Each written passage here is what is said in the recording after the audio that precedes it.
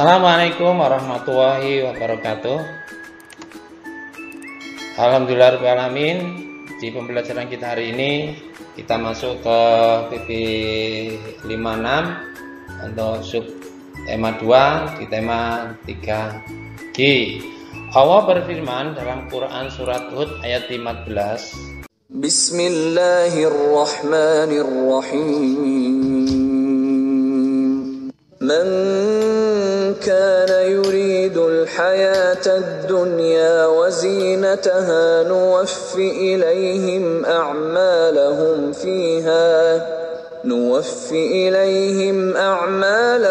fiha wa hum fiha la yubkhasun. Yang artinya, barang siapa yang menghendaki kehidupan dunia dan perhiasannya, pasti kami berikan balasan penuh atas pekerjaan mereka di dunia dengan sempurna, dan mereka di dunia tidak akan dirugikan. Jadi Allah sudah memberikan perhiasan di dunia ini dengan alam yang begitu limpah ruah. Tinggal kita ini memanfaatkannya dengan baik, digunakan untuk pekerjaan kita, untuk menghidupi kita, sehingga jika kita tidak menggunakannya dengan baik, maka hidup kita akan rugi.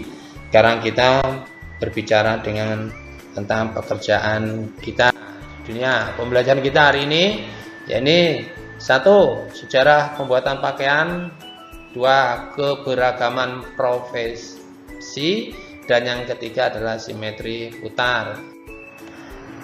Sejarah pembuatan pakaian. Pakaian muncul dan digunakan oleh manusia sejak ribuan tahun yang lalu. Berbagai penemuan sejarah menunjukkan bahwa kulit binatang dan kulit pohon merupakan bahan dasar pakaian. Ketika itu, dengan bentuk yang sederhana, pakaian digunakan untuk melindungi diri dari cuaca dingin dan panas. Dan proses pembuatannya pun dilakukan sendiri. Nah, ini baju-baju yang digunakan mulai dari awal adanya pakaian hanya untuk menutupi diri, sampai baju yang bisa digunakan menutup tubuh secara sempurna seperti yang kita pakai hari ini. Tapi bahan dasarnya adalah dari kulit dan kulit pohon yang ditipiskan kemudian dijadikan sebagai baju. Kemudian berikutnya, saat ini pakaian hadir dengan berbagai model, bentuk corak dan warna. Proses pembuatan pakaian menjadi sangat panjang dan dilakukan oleh banyak orang. Bahkan agar sampai kepada kita untuk dipakai masih dibutuhkan banyak pihak lain. Jadi kalau zaman dahulu, di zaman primitif, pakaian ini dibuat sendiri, dipakai sendiri. Kalau sekarang ini prosesnya sudah macam-macam dan modelnya juga macam-macam. Ini adalah salah satu contoh pakaian pria Melayu. Nah, jadi pakaian adat Melayu seperti ini. Dalam proses pembuatan pakaian dibutuhkan kain dan benang. Kain dan benang berasal dari bahan dasar seperti kapas, kepompong, sutra, atau bulu domba. Selanjutnya, kapas, kepompong, sutra, atau bulu domba dibawa ke pabrik pemintalan benang. Dari pabrik pemintalan benang ditenun menjadi kain di pabrik tekstil. Gambarnya seperti ini urutannya, sehingga bisa menjadi sebuah kain dan bisa dijadikan dan diproses menjadi sebuah baju. Kain lalu dijahit menjadi pakaian oleh penjahit. Setelah jadi, pakaian diantar ke toko-toko berdasarkan pesanan pemilik toko. Ini gambar pabrik baju dengan karyawan yang begitu banyak. Ini adalah orang yang sedang membuat sebuah baju. Di toko, pakaian itu siap untuk kita beli. Setelah kita beli, kita pun dapat dengan bebas mengenakannya. Ini adalah busana-busana muslim perempuan yang jika nanti dipajang di toko maka hasilnya akan menjadi mahal. Namun di antara pakaian-pakaian tersebut terdapat pakaian khusus yang menjelaskan identitas pemakainya. Contohnya baju seragam. Baju seragam dikenakan memiliki makna dan fungsi tertentu. Contohnya seragam sekolah. Kenapa? Masing-masing standar warnanya beda. Untuk SD merah dan putih. Maka kalau ada anak sekolah pakai merah putih menandakan dia masih SD. Kalau merah dan biru maka adalah seragam baju untuk anak SMP, dan merah abu-abu dan putih menandakan bahwa anak sudah masuk jenjang SMA. Sama nanti baju tentara, warna dan coraknya beda. Polisi sama, karyawan di perusahaan tertentu maka dia pakai baju dengan corak dan warna seragam tertentu pula. Simetri putra adalah salah satu sifat yang dimiliki oleh bangun datar seperti persegi, segitiga sama sisi, segitiga sama kaki, trapesium, segi panjang, segi 6, segi 5, jajar genjang, layang-layang, belah ketupat, dan lain-lain. Di mana setiap bangun datar tersebut memiliki simetri putar yang berbeda-beda antara bangun datar yang satu dengan yang lain. Dalam subbab ini kita diajak untuk mengasah kemampuan nalar, imajinasi, serta logika.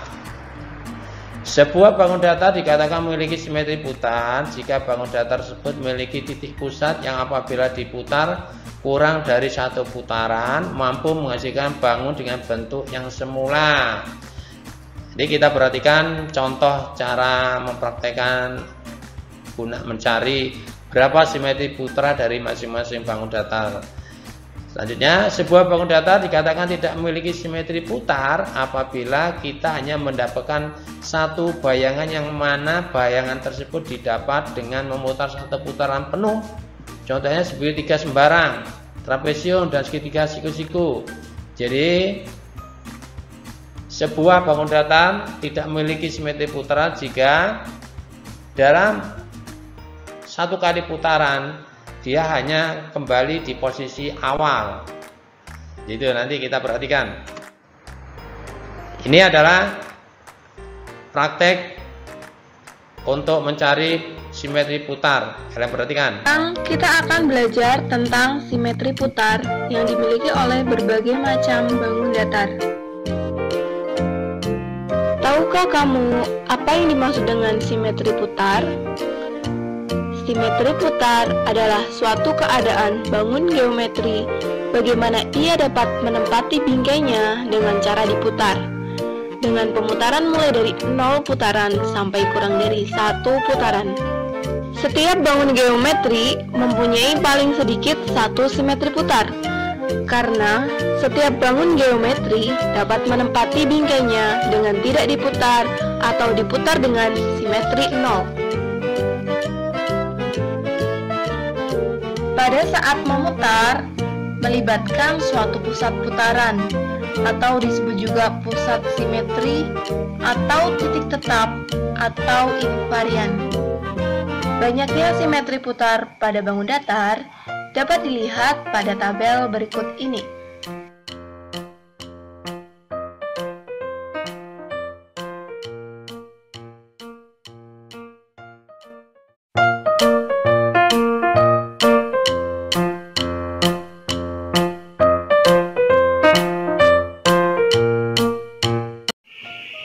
Sekarang kita belajar mengenai simetri putar. Untuk menentukan banyak jumlah simetri putar pada bangun datar dapat ditentukan dengan cara pertama, kita gambar bingkai bangun datar tersebut.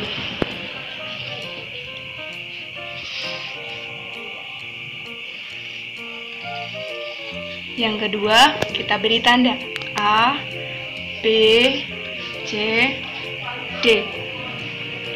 Dalam proses memutar, melibatkan titik putaran atau titik tetap atau invarian. Seperti yang telah kita ketahui, simetri putar adalah keadaan di mana bangun datar menempati bingkainya ketika diputar. Dimulai dari 0 putaran atau ketika bangun datar tidak diputar, sampai kurang dari 1 putaran. Nah, sekarang mari kita lihat berapa banyaknya simetri putar pada persegi. Dimulai dari 0 putaran atau ketika bangun persegi tidak diputar. Kita hitung 1, karena setiap bangun datar minimal memiliki 1 simetri putar, atau ketika ia tidak diputar. Jadi, ketika persegi tidak diputar, kita hitung simetri putar 1. Lalu kita putar, tidak menempati bingkai, kita hitung 2. Putar lagi, tidak menempati bingkai, kita putar lagi 3, sampai kurang dari 1 putaran, kita putar lagi 4, dan kita putar lagi akan menjadi 1 putaran, kembali ke awal atau ketika 0 putaran. Jadi jumlah simetri putar pada bangun persegi berjumlah 4.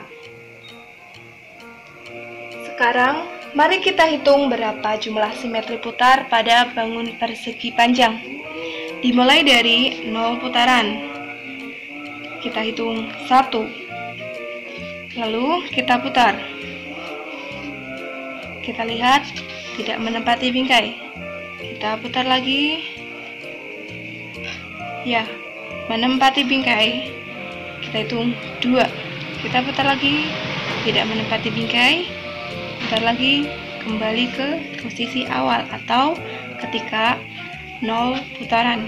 Jadi jumlah simetri putar pada bangun persegi panjang berjumlah 2. Segitiga sama kaki, berapa jumlah simetri putarnya? Mari kita hitung bersama-sama. Dimulai dari 0 putaran. Kita hitung 1. Kita putar, tidak menempati bingkai. Tidak menempati bingkai, tidak menempati bingkai. Putar lagi, tidak, dan kembali ke awal, ke titik 0 putaran. Jadi jumlah simetri putar pada segitiga sama kaki berjumlah 1. Berapa jumlah simetri putar pada segitiga sama sisi? Mari kita hitung bersama-sama. Dimulai dari 0 putaran, kita hitung 1. Kita putar. Kita lihat tidak menempati bingkai. Putar lagi. Menempati bingkai. 2. Kita putar lagi. Tidak menempati bingkai. Putar lagi. 3. Kita putar.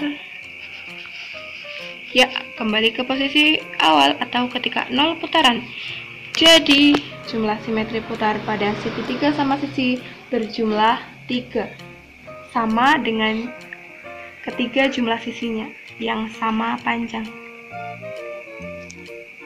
Selanjutnya, segi 5. Kita hitung berapa jumlah simetri putarnya. Selalu dimulai dengan 0 putaran atau ketika ia tidak diputar. Kita hitung 1. Lalu kita putar. Tidak menempati bingkai. Menempati bingkai. Kita hitung 2. Lalu putar lagi. Kita hitung 3. Menempati bingkai. Kita putar lagi. 4. Menempati bingkai. Tidak. Putar lagi. Menempati bingkai. 5. Sampai kembali ke posisi awal atau ketika 0 putaran. Jadi jumlah simetri putar pada segi 5 berjumlah 5. Selanjutnya, mari kita hitung berapa jumlah simetri putar pada belah ketupat. Dimulai dari 0 putaran, kita hitung 1. Selanjutnya kita putar. Tidak menempati bingkai. Kita putar lagi. Tidak menempati bingkai. Putar lagi. menempati bingkai 2. Dan jika diputar lagi, ia akan kembali ke posisi awal atau ketika ia 0 putaran. Jadi jumlah simetri putar pada belah ketupat berjumlah 2. Selanjutnya kita hitung jumlah simetri putar pada trapesium siku-siku. Mari kita lihat bersama. Dimulai dari 0 putaran atau ketika ia tidak diputar, ia akan menempati bingkainya. Kita hitung 1. Lalu kita putar. Tidak menempati bingkai, tidak menempati bingkai, tidak menempati bingkai, dan kembali ke posisi semula. Atau ketika 0 putaran, ia menempati bingkai kembali. Jadi, trapesium siku-siku hanya memiliki 1 simetri putar. Selanjutnya, lingkaran. Mari kita lihat berapa banyak simetri putar yang dimiliki oleh lingkaran. Mari kita putar lingkaran. Bisa kita lihat lingkaran ketika diputar akan selalu menempati bingkainya. Jadi, jumlah simetri putar pada lingkaran tak terhingga. Mari kita hitung jumlah simetri putar pada bangun yang lain, yaitu pada segi 6. Mari kita hitung. Dimulai dari 0 putaran, kita hitung 1. Kita putar. Tidak menempati bingkai, kita putar. Menempati bingkai. 2. Putar lagi. 3. Putar lagi. 4. Putar lagi. Lihat, menempati bingkai. 5. Putar lagi. Menempati bingkai 6. Dan jika diputar lagi akan kembali ke posisi awal ketika 0 putaran. Jadi segi 6 memiliki 6 simetri putar. Bangun selanjutnya yaitu jajar genjang. Mari kita hitung berapa jumlah simetri putar pada jajar genjang. Dimulai dari 0 putaran atau ketika tidak diputar. Kita hitung 1. Lalu kita coba putar. Kita lihat tidak menempati bingkai. Kita putar lagi. Menempati bingkai. Kita hitung 2. Kita putar lagi. Tidak menempati bingkai. Dan ketika kita putar lagi akan kembali ke posisi awal atau ketika 0 putaran. Jadi, jajar genjang hanya memiliki 2 simetri putar. Mari kita lihat berapa jumlah simetri putar yang dimiliki trapesium sama kaki. Dimulai dari 0 putaran atau ketika bangun tidak diputar. Kemudian kita putar. Kita lihat tidak menempati bingkai. Diputar lagi. Tidak menempati bingkai. Diputar lagi, tidak menempati bingkai. Diputar lagi, kembali ke posisi awal atau ketika 0 putaran. Jadi jumlah simetri putar pada trapesium sama kaki berjumlah 1. Bangun selanjutnya layang-layang. Coba kita lihat berapa jumlah simetri putar yang dimiliki layang-layang. Dimulai dari 0 putaran. Kita hitung 1. Kita putar. Tidak menempati bingkai. Kita putar. Tidak menempati bingkai. Putar lagi. Tidak. Putar lagi. Tidak menempati bingkai. Dan diputar lagi. Kembali ke posisi awal. Atau ketika 0 putaran. Jadi, layang-layang hanya memiliki 1 simetri putar. Bangun selanjutnya, oval. Berapa jumlah simetri putar yang dimiliki oleh oval? Mari kita lihat bersama. Selalu dimulai dari 0 putaran. Kita hitung 1. Kita lihat A di sini dan B di sini. Kita putar. Lihat, tidak menempati bingkai. Kita putar. Menempati bingkai. A tadi di sini, sekarang di sini. Kita hitung 2. Diputar lagi, tidak menempati bingkai. Diputar lagi dan akan kembali ke posisi semula atau ketika 0 putaran.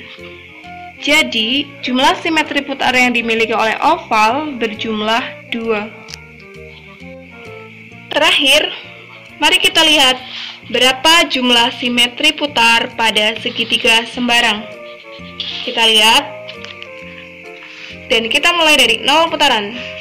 Kita hitung 1. Kita putar, lihat, tidak menempati bingkai. Kita putar, tidak menempati bingkai. Dan kita putar lagi, tidak, putar lagi, akan kembali ke posisi awal ketika 0 putaran. Jadi, segitiga sembarang hanya memiliki 1 simetri putar. Alhamdulillahirrahmanirrahim. Kita sampai di akhir pembelajaran kita. Tetap semangat dan ingat moto kita setiap saat: memegang akidah, menebar prestasi.